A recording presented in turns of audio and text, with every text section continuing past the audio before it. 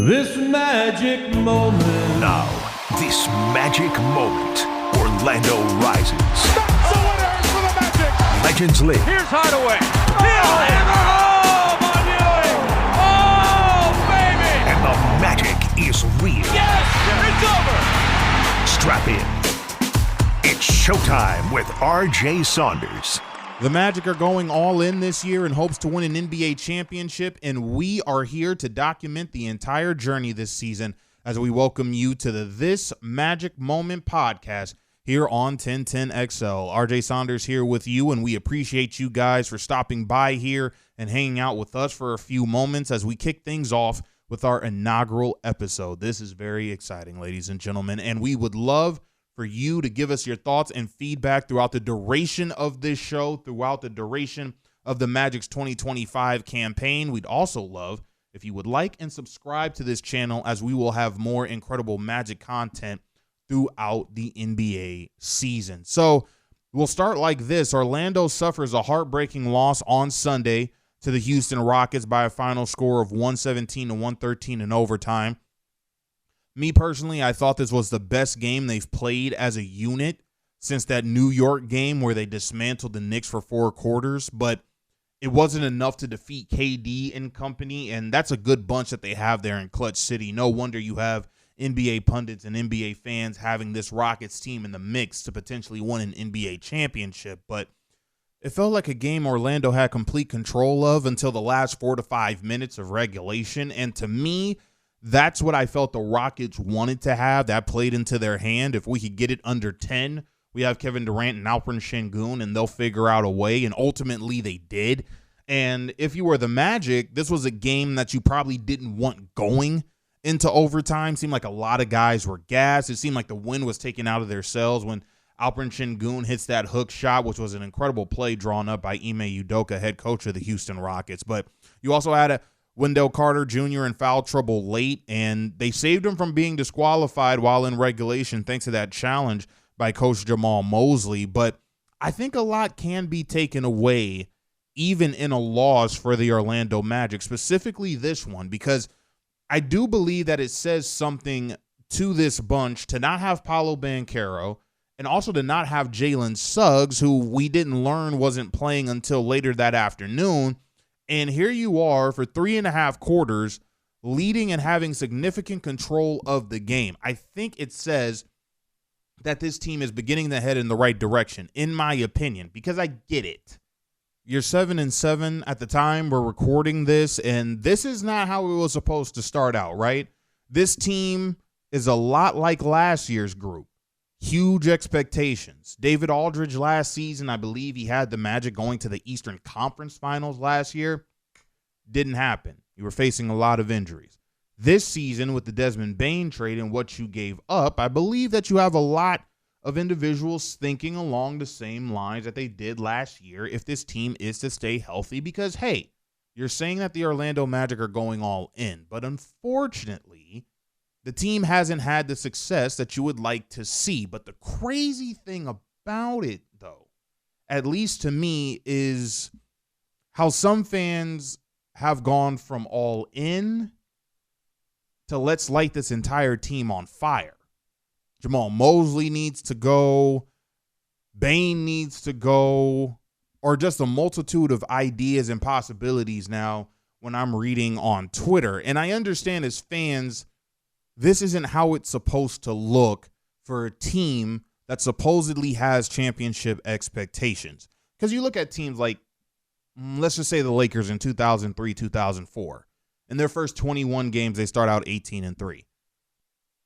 The Celtics in 2008, in their first 14 games, they start out 12-2. Not every team is like that. Look at the 2011 Heat, 8-6. After their first 14 games, and still made it to the NBA Finals. The 93-94 Magic, with Penny as a rookie, they started out 8-6.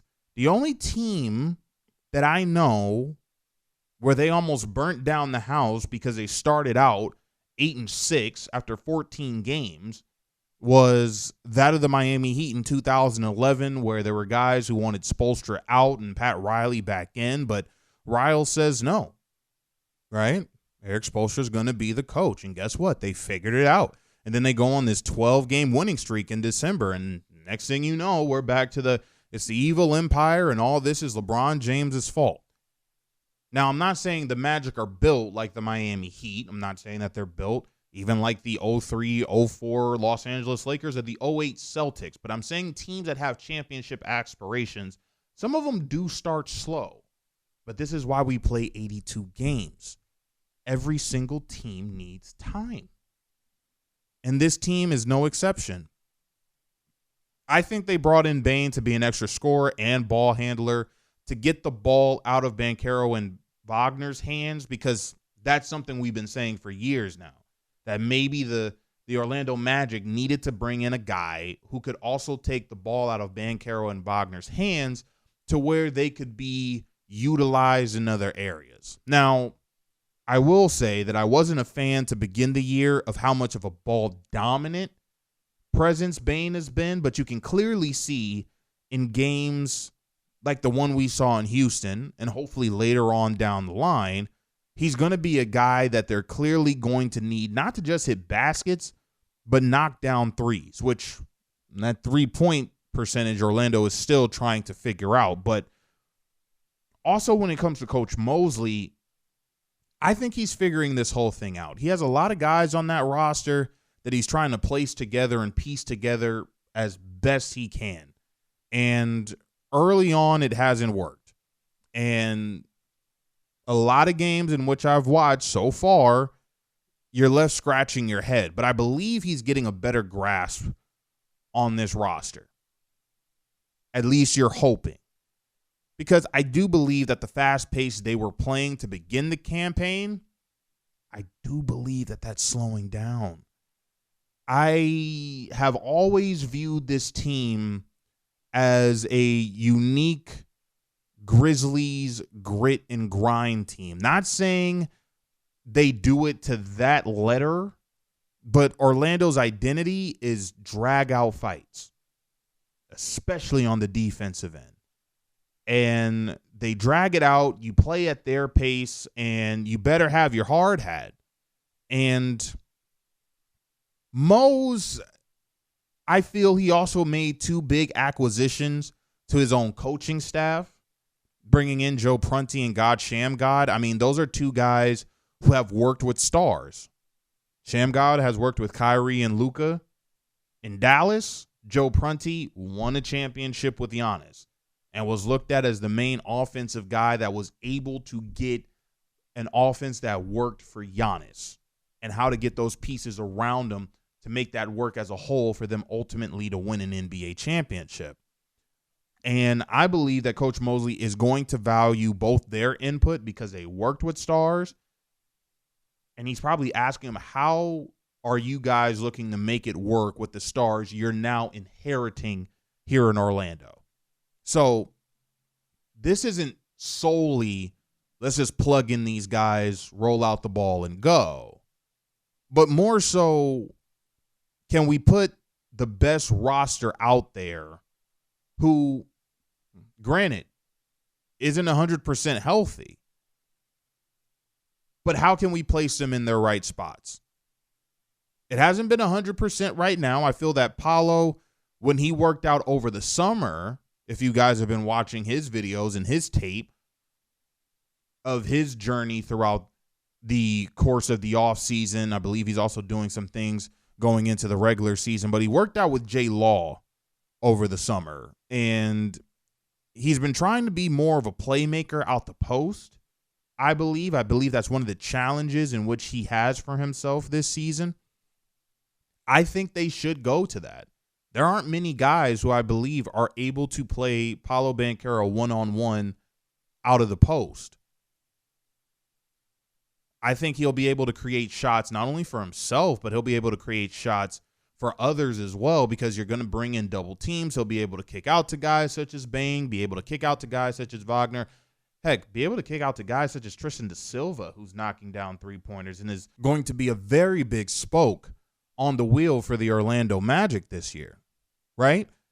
Franz Wagner, what we're looking at is an absolute star. He's an absolute stud. And I'm not saying that Orlando Magic fans don't understand that, but maybe the rest of the league needs to start paying attention to what Franz is doing on a night-to-night basis, right? Franz probably needs to take the ball up just a little bit more. Also let him play more in isolation type situations if he does have the hot hand. But this is a Magic team that's also waiting on guys such as Mo Wagner. You're also now going to be waiting on Paolo and Jalen with their growing injuries, and you're hoping that they come back, and you're hoping that the injury bug doesn't bite you again like it did last year. But when it comes to this Magic offense, over the first 5 games of the season, you were in the 20s in terms of offense and defense.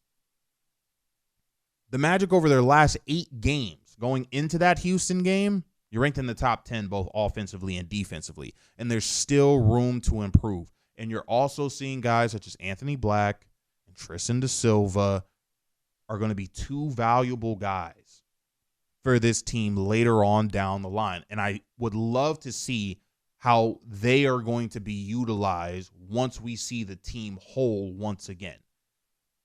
But after 14 games, you can't be ready to burn down this ship.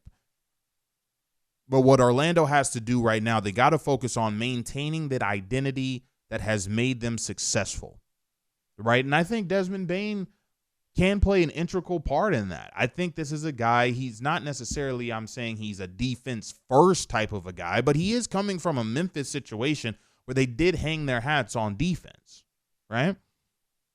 So try to bring that identity back, which I think we're seeing more and more as the season is going on. Then you also have to focus now on getting healthy. Get Paolo back on the floor, get Jalen back on the floor, get Mo back on the floor. Because you're going to have some pretty tough games if we're just looking at the next 6. You're welcoming in Golden State on Tuesday. You'll have the Clippers, the Knicks. That's your homestand. Then you're going on the road facing Boston, Philly, and Detroit. You have to now start to put together a good group of games, at least in my opinion, if you want to keep up with some of your Eastern Conference foes.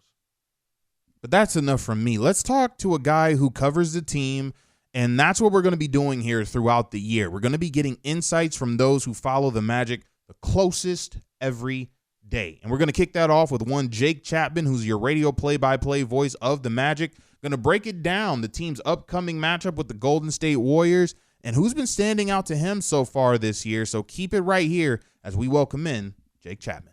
All right, it's this Magic Moment podcast here on 1010XL. RJ Saunders here with you, and we are excited to have a podcast such as this to speak with a legend such as this. He is the radio play-by-play voice for your Orlando Magic. He is Jake Chapman, joining us here to break it all down when it comes to this ball club. Jake, thanks so much for kicking this off with us, man. How are you? I'm good, RJ. What's going on? Nothing much, man, but just wanted you to break it down for us as we tape this on a Monday. What a finish for Orlando in Houston. Not the final tally they wanted, but when you talk about a fight, they certainly gave it to the Rockets the other night. Just what did you like from the group while in Clutch City, and what factors do you believe played into their ultimate defeat? Yeah, it was a tight game, man. It was one that you're frustrated to let get away, but also one that you go into undermanned, obviously. No Paulo. You found out in the afternoon yesterday you won't have Jalen Suggs. He's got a groin injury as well, so hopefully both of those are quick fixes. And it's a Houston team, best rebounding team in the league, best offensive team in the league, and, boy, you did enough for about 3.5 quarters on both fronts. I think to win that game. And then in clutch time, there were a couple sequences where the Rockets did what they do. They dominated the offensive glass. And really, I think that ended up juking the numbers when all was said and done. It looks like they grabbed a whole bunch of offensive rebounds all night and dominated the glass all night. And really, that wasn't the case. There was like 2 of those Wilt Chamberlain tip the ball to yourself 4 and 5 times sequences late that were a killer, but still, it was a Rockets team that averaged 20.5 second chance points per game, and they only had 8 for the game when all was said and done. Kevin Durant happened late. Free throws happened late. Alperen Şengün and a really nice inbounds pass at the end of regulation into a hook shot that tied it up happened late, and so you just couldn't quite close it out The Rockets went zone, and the Magic in the fourth quarter, the offense kind of bogged down a little bit. You had guys trying to shoot over it. That's not what we do. Right. And Franz Wagner had an incredible first half and was stymied in the second half. And you just don't have a whole bunch of margin of error when you don't have Paolo and Jalen Suggs to kind of supplement the offense. So you come up a little bit short. Credit the Rockets. And it's just, hopefully another learning experience for these guys. You got guys like Anthony Black, Tristan da Silva stepping into much bigger roles right now with the injuries. And so you got to kind of take those lumps, especially on the road against a good team. In its totality, what kind of a message does a game like this send to that Orlando Magic locker room? I mean, you were in a game with a team that many have predicted at the beginning of the year is probably going to be one of those Western Conference squads that have the potential to represent the Western Conference in this year's NBA Finals. Now, I don't believe that the Magic wanted this game to go into overtime. Fatigue really seemed to set in. You also had late foul trouble from guys such as Wendell Carter. However, with no Paolo Banchero, no Jalen Suggs, you're hanging in the game and almost have the Houston Rockets beat in Houston to walk away with a victory in your 8th win of the season. We understand it didn't turn out that way, but to have the performance in which you had, what does that communicate, do you feel?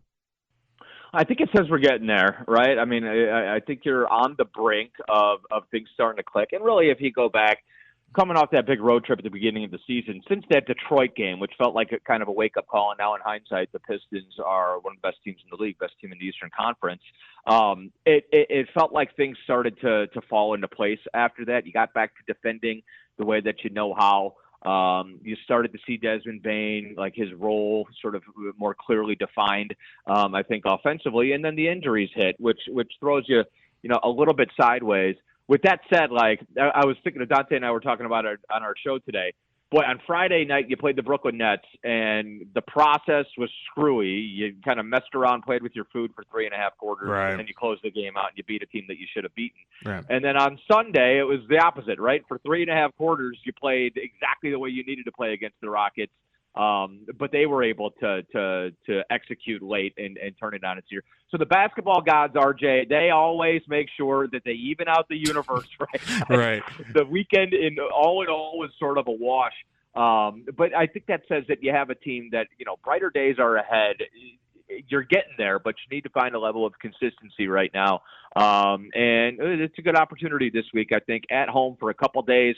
Big matchup Tuesday with the Warriors. You got the Clippers coming in as well. And then you got a big rematch coming up with the New York Knicks on Saturday. And then right afterwards, you fly out for a week-long Thanksgiving trip with some big matchups, Boston, Detroit, and Philadelphia again. Right. So a huge kind of 2 weeks setting up here heading into the Thanksgiving holiday. And, ideally you get one, maybe two guys back to the starting lineup, and you see where you are. I know I've said it through text, but I do want our listening audience to know on this podcast that Stranger Than Fiction may be the most amazing call I've ever heard in my life when it comes to your amazing line, the Desmond Bane's game winner against the Blazers. But what's also been strange is not just the Magic start to the regular season, but that there are some folks within the Magic fandom who are ready to jump ship, and we're not even 15 games into the regular season. It's fire Coach Mosley, Desmond Bane, probably not the guy. Why are you trying to play with more pace? This isn't the identity in which we've had the last couple of years. And for me, I just want to put my hands around some of these fans and just say, relax. We got new guys into the fold. The playbook is probably expanding. They're trying to make it all work, and we're seeing a team now, in my opinion, they're starting to put it together more and more in the early part of this year. So I know we've been talking about the last couple of games, especially those 2 weekend games against Brooklyn and the Houston Rockets, but 14 games in, what have you made of this Orlando Magic group? Oh boy, it's a loaded question, but a good one. I think exactly what you said, right? Like, okay, we overreacted at first, and you understand that fans are going to overreact. Right. But what was concerning at the beginning of the season, especially after the Detroit game, was you felt like you were getting away from the identity that you'd built over the last couple of years. Right. So as far as the coach goes, as far as the Desmond Bane acquisition goes, anybody who formed an opinion 10 games in, you're right. Go outside, touch grass, log off, right. all of those things. Right. But that's all right. But that's okay. Like I would rather look. I'm from Cleveland, Ohio. I would rather a passionate fan base whose opinions sometimes teeter on the brink of over the top than an apathetic fan base. And the bottom line is, when you have expectations, when you make a move like you did for Desmond Bain, when you got guys like Paulo and Franz who are ready to take that next step, all that comes, part and parcel. So that's good. Passion is good, and we appreciate that aspect of it. It's a long NBA season. It's a marathon. And all that said, like, seen a lot of positive signs over the last 5-6 games. Yes. And I think last night was a positive sign as well, all things considered. Look, the Magic wake up this morning on Monday. They have a top 10 defense in the league as far as defensive rating goes. And then the offense, as of right now, is 20th. And that, obviously, you're looking for something a little bit closer to league average. But at this time last year, it was bad and trending worse offensively. Right. And so, and now all of a sudden you've got respectable three-point shooting. It's still not where you want it to be, but it's a lot more in the way of keeping defenses honest. I think Desmond Bain has shown you, at the very least, over the last week or two, that he's finding his way and that the results are coming. And look, here's the thing, we love Jalen, but Jalen's been injury prone, and it's, in my opinion, partially because of the way he plays, and you want him to be Jalen Suggs. Right. And so that means he's going to throw himself around, and that means he's going to have a sore groin every couple of weeks or a knee bruise or whatever. And so you have to have a plan in place for when you don't have Jalen. And it can't just be, we hope Anthony Black is ready, or Jace Richardson or Tyus Jones is going to have to play a much bigger role. Right. Desmond Bain is partially here for Jalen Suggs, Franz Wagner, Paulo Banchero insurance as well, because he is a fill-in-the-cracks guy when needed. And then when Ja Morant's out because of a suspension, you put the ball in his hands, and Memphis is able to stay afloat 2-3 years ago. So the bottom line is, you made that move. You have more options now. You can hang in a game with the Houston Rockets when Paulo and Jalen Suggs don't play, because you have a Desmond Bain, because Franz is ready to take the next step, and because Anthony Black and Tristan da Silva are playing bigger roles. And they were both fantastic last night. Mo Wagner is going to come back. I think Jet Howard is starting to figure it out. Yeah. Tyus Jones it's been a rough go.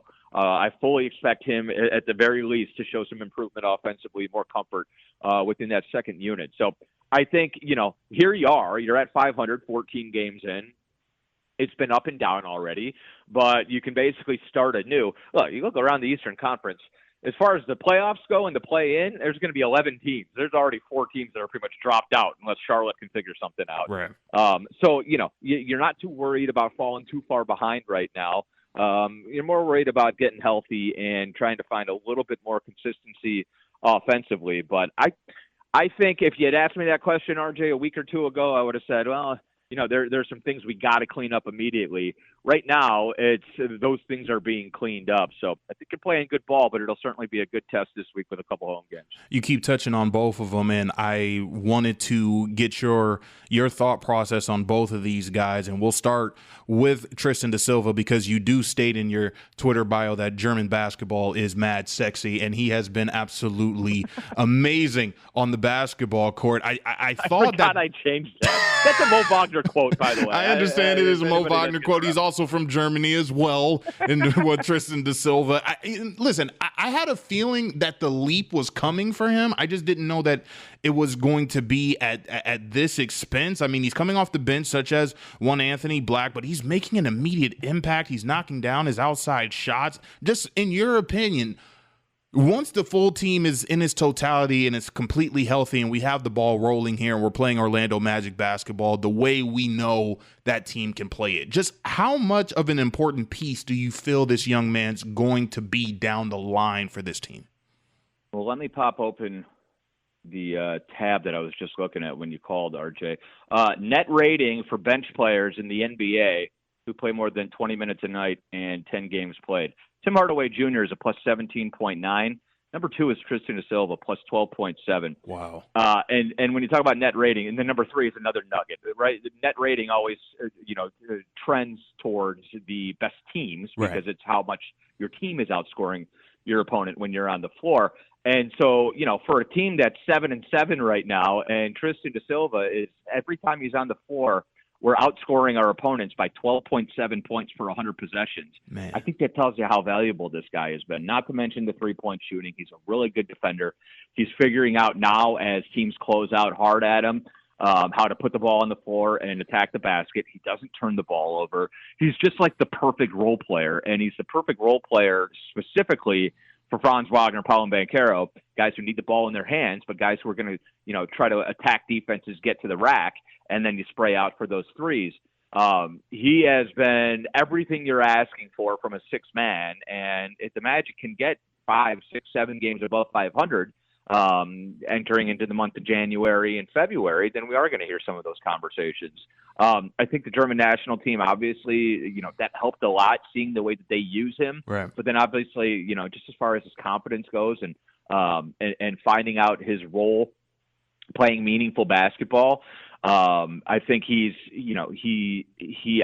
showed last year that he's an NBA player and that it was a smart draft pick. He's showing this year that he might be one of the steals of that draft, and that he is a very, very important part to what this team is doing. You talk about when Paolo needs a night off and Franz need a night off, you just slide that guy in and you know what you're getting. Yes.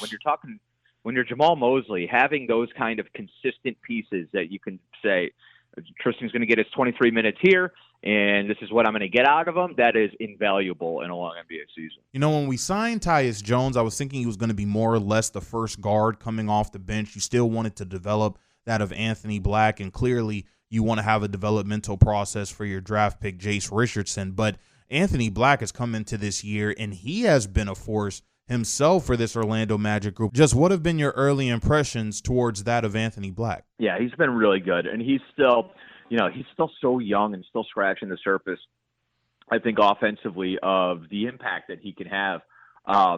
AB is asked to do so many different things, RJ, that I think, night to night you can expect some inconsistency, and that just really hasn't even been the case. You mentioned the word aggressive. That is the buzzword with Anthony Black, because that's what the coaches have been asking him to do and be since last season. And so, there's going to be some mistakes there. But if you just look at like the month of November, for instance, it did 1.6 assists or 1.6 turnovers a game. It's 1 and 2 turnovers every night in 25, 30 minutes. And you'll live with that. Like with the role that he's asked to play and how, okay, you're starting tonight and okay, you got to go in tonight. You're going to play 30 minutes. Maybe it's a different matchup. Maybe Tristan's playing well or a bigger team. And you got Jonathan Isaac playing bench minutes, whatever. Like, it fluctuates for Anthony Black. 20 minutes one night, 32 minutes the next night, 17 minutes against Brooklyn. Coach Mosley is comfortable. He's a dance with who brung you guy, I always say on the broadcast. So Coach Mosley's going to play whoever has the hot hand and whoever has the better matchup. So AB is kind of asked to roll with the punches, and I think he's done a phenomenal job. It's important to remember he'll be 22 in January.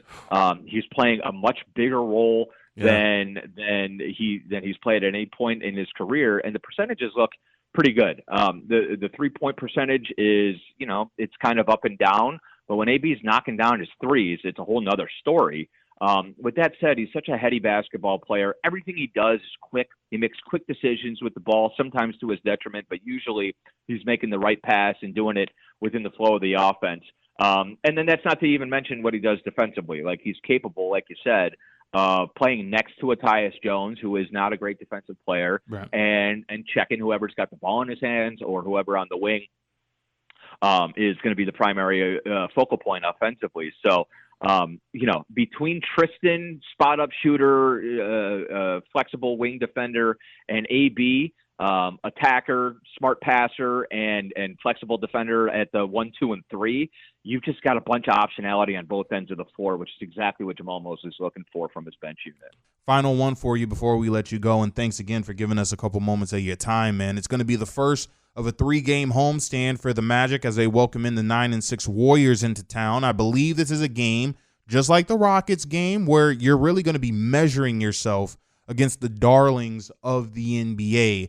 Just what's the tale of the tape? What are your keys to victory for this Magic Ball Club as they search for win number 8 on the year? Well, the first key is, do we have Jalen? Because against that team, I mean, without Mo Wagner, Jalen's the juice man right now, right? Like, we need that energy. And Desmond Bane, he brings his own juice. I could tell Desmond was fired up last night. He was walking through the cheerleaders during the Rockets starting lineup. I was like, okay, we're going to get Dez's Dez is going to bring it tonight. Right. But at home against the Warriors with Draymond screaming on the other side and with what Steph's doing, putting up 40 against everybody right now, Right. we need Jalen Suggs. And so first and foremost, hopefully we get him back. I think you got to match that. You got to match that energy and intensity, and you got to be ready to hit somebody. And it's really difficult to swing back and forth between playing football against Draymond and Jimmy and then trying to guard Steph Curry. But that's what they do so well. They're physical. They're physical on one area of the floor, and then Steph's like the best finesse player that we've ever seen. So you got to pick that guy up when he passes half court. You got to make sure and the shots go up, much like with Houston and New York. Long shots mean long rebounds. If you're defending well, it's going to be another night where you got to be ready to throw some hip checks and secure defensive rebounds first and foremost. But there's never any, you never lack any sort of motivation or juice to get up for a game when the Warriors are in town. And to be honest with you, I mean, I was thinking about it. You see these guys once a year. How many more opportunities with Steph and Draymond are there going to be to see the Golden State Warriors at Kia Center? It's kind of sad. I think probably Steph's got a couple good years left to be sure, but who knows what the roster looks like moving forward. So it's always fun when the Warriors come to town, and it should be tomorrow night too.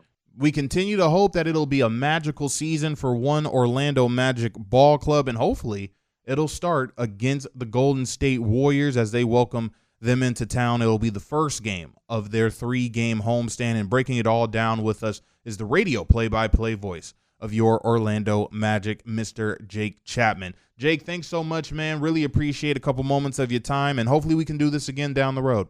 Thanks, RJ. Appreciate you, bro.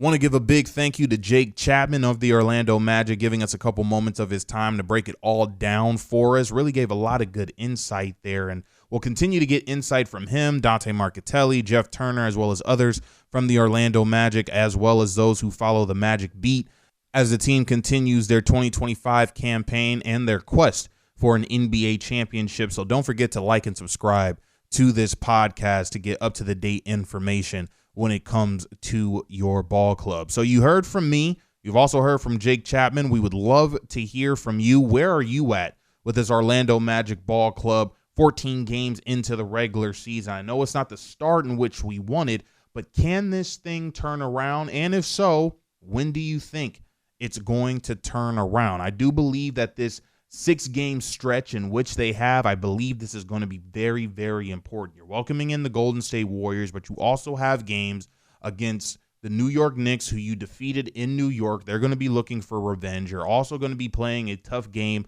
against the Philadelphia 76ers. You also have a game against the Boston Celtics. You two know each other rather well. You've already played twice already. And you're going to Detroit for a rematch with the Pistons, who don't look now, NBA, but this may be one of those teams that we have to look out for, not only in the East, but the entire NBA, as one of those teams that may be having aspirations of having a deep playoff run and maybe representing the conference in the NBA Finals themselves. Cade Cunningham doing a wonderful job there in Michigan. But if you can have a winning record going out of those 6 games, in my opinion, I think you find yourself right in the middle of it when it comes to the top 6 teams within the NBA. I don't know if Toronto is going to be able to keep up the pace in which they're going right now. Atlanta has surprised me, especially without having Trae Young in the lineup right now. They have a 7-2 record in the 9 games he hasn't played. They're a top 2 defense, a top 10 offense, and they have a top 10 net rating. So that's going to be an interesting team to look out for. But other than that, I do believe that there are going to be teams with quite a few questions. The Miami Heat, I don't know how much longer they're going to be able to keep up if Bam Adebayo isn't in the lineup. You're also going to be asking the same thing about teams such as the Chicago Bulls as well as the Boston Celtics. So you're in the mix right now in terms of the bottom half of the NBA. I understand that's where you do not want to be. So that's why I think these next 6 games are going to be absolutely critical if you do want to make up some ground within that conference. But that is going to do it for us for our inaugural show of this Magic Moment. We will be doing this again throughout the regular season. Hope that you all have enjoyed it. I am RJ Saunders. Special thank you to Jake Chapman. Until then, we will be talking to you next week on this Magic Moment.